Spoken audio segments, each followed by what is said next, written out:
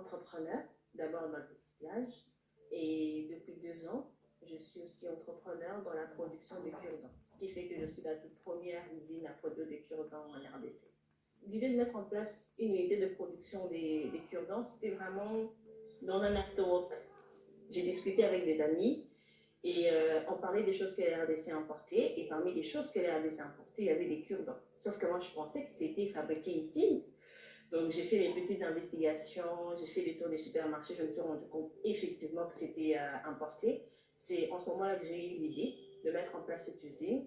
Et comme je sais aussi que la Chine est leader dans ce secteur, je me suis approchée de l'ambassade de la Chine. C'est grâce à l'ambassade que j'ai pu faire la formation sur la plantation et la transformation des bambous en cure-dents. J'ai fait la formation online d'abord, et puis après, je suis partie en Chine pour faire cette formation-là en présentiel.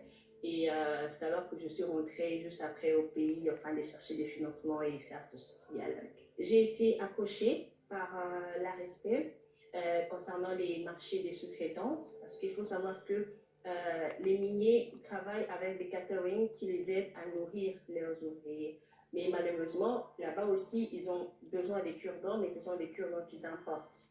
Et c'est en ce moment-là que j'ai été approchée par l'ARSP pour signer un marché de sous-traitance afin de non seulement livrer mes produits qui sont des cure-dents, et aussi proposer d'autres produits des autres entrepreneurs qui sont dans d'autres secteurs, afin de faire en sorte que nous tous ensemble nous puissions évoluer et faire évoluer nos business. L'opportunité que j'ai eue grâce à l'ARSP m'a justement permis d'augmenter mon chiffre d'affaires.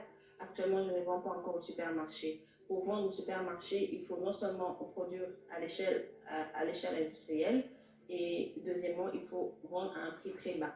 Et avec les coûts de production que j'ai pour l'instant, ça ne me permet pas de vendre au supermarché. Et grâce à l'ARSP, j'arrive à liquider pratiquement 70% de ma production à Colombie. Donc, ce qui fait que ce sont les consommateurs directement qui achètent, ils n'ont pas besoin de revendre. Donc, je peux quand même majorer un tout petit peu le prix pour que je me retrouve.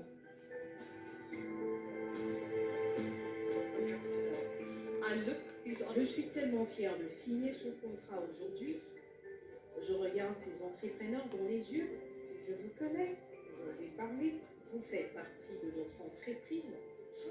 Vous faites partie du destin d'une mine qui va être exploitée pendant 42 ans. Vos enfants en bénéficieront.